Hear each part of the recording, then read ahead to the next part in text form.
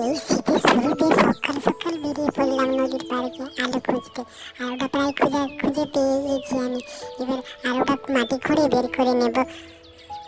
আলোটা বের করে এই নদীর জলেই আমি ধুয়ে নেব।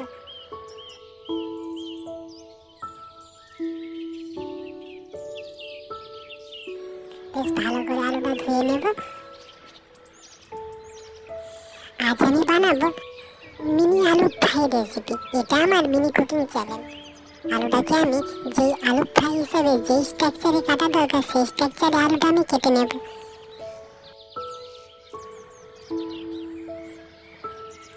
আলুটা প্রায় কাটা হয়ে গেছে। এবার আলুটা ভালো করে ধুয়ে নেব।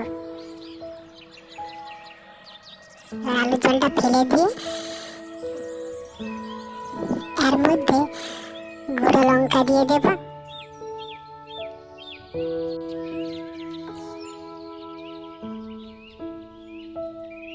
এবার গুঁড়ো লঙ্কাটাকে ভালো করে আলুর মধ্যে মাখাবো। মাখানো হয়ে গেলে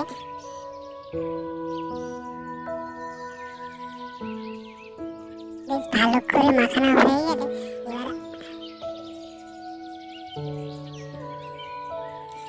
কড়াতে তেল দিয়ে দেব। তো তেলটা খুব গরম হয়ে গেলে তেলের মধ্যে একের পর এক আলুগুলোকে আমি ছেড়ে দেব।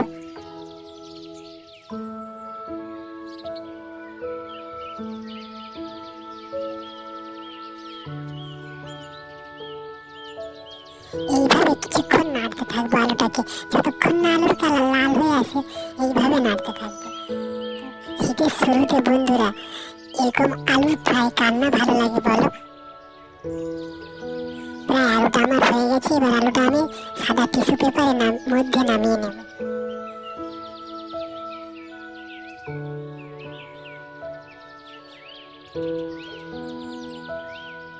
ব্যাস, আমার আলু ফ্রাই রেসিপি কমপ্লিট।